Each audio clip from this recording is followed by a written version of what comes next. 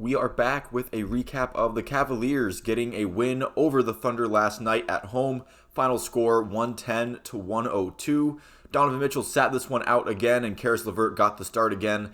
Cavs getting a lot of offense in the paint early. Jarrett Allen with the behind the back and one slam dunk. That was pretty cool. Caris LeVert getting involved in the offense. That was nice to see, including a vivacious slam dunk late in the first quarter that fired up the entire bench. Everyone was going crazy.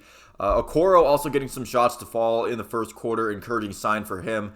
Cavs up 6 after 1. Robin Lopez would score on his only shot attempt early in the second quarter. He got a total of 5 minutes. Not a whole lot going for Robin Lopez there in this game. Cavs increasing their lead to 10 points midway through the second quarter, but Oklahoma City would cut that as the quarter went along. The Cavs would build it back up to 10 late in the half, and then a Garland step back three would give the Cavs a 13-point lead at halftime. So the Cavs with some good momentum there, and they would carry that into the early third quarter. At this point, it's clear that Evan Mobley and Jarrett Allen are having a great game already. Caris LeVert's aggressiveness helping him out scoring-wise. Cavs up 16 late in the third quarter after another Okoro 3. But then the Thunder started to show some signs of life, cutting the lead down to 10 heading into the fourth quarter.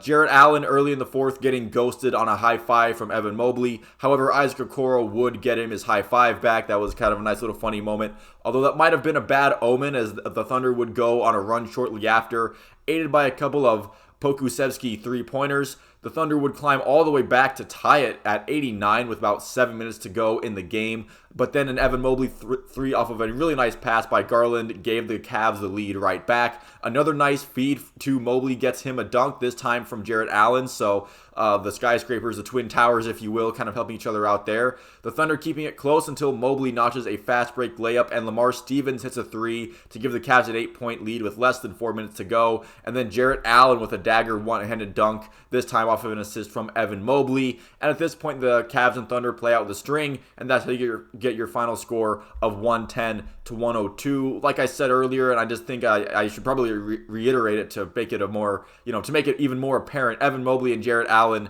were phenomenal in this game. Mobley with a 21-point, 12-rebound double-double. Jarrett Allen with a 21-point, 11-rebound double-double. So they were both, it wasn't like they were barely scraping by to get that stat. They were definitely putting in their fair share of offensive output as well as defense too, obviously with those rebound numbers. For the Thunder, Pokusevski with a 16-point, 14-rebound double-double, so he was effective in the game as well.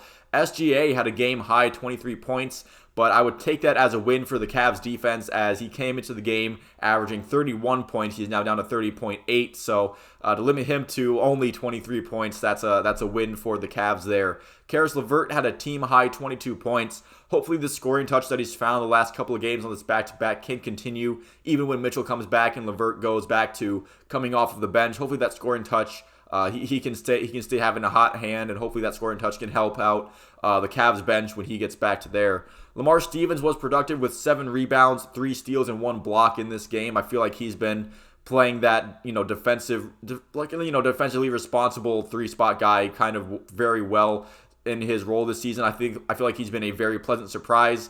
We saw Lamar Stevens have some flashes last year, but I don't know if any of us expected him to be that he has earned the spot of being a consistent starter on this team. And good for him that he has. JB Bickerstaff has I've seen him catch some flack for some of his lineup deployments, but I feel like he has seen what Lamar Stevens has done, and he's put him in the starting role rightly, and that's good for him. Garland and Osman didn't have great shooting nights yesterday, but Garland was active on getting some assists. Cedi Osman not his best night last night, but he is a shooter. Sometimes shooter goes through hot and cold streaks in games. It happens. Luckily for the Cavs, they came out of this one with a win. And overall, I feel like even though they did lose a fourth quarter lead, they were able to respond, and they did close it out in the end. And the Cavs' home record continues to be very impressive. They improved to 12-2 at home. And, again, do you want to see the Cavs blow this lead in the fourth quarter? Probably not. You don't want to see them have a 17-point lead in the third and that turn into a tie. But I do feel like what was necessary was the response to it. Especially what happened against the Kings on that 19-0 run in the fourth quarter. The fact that they were able to respond and end up closing it out and getting a win, I do think it does speak about something about this team and their mental toughness, that they didn't just straight up collapse like they did against the Kings, and they were able to respond and improve from their efforts there. So thank you all for watching. If you made it this far into the video, please feel free to leave a like and subscribe if you enjoyed it and you'd like to see more like it. Let me know what you thought about this game down in the comments below. I will see you at the next one.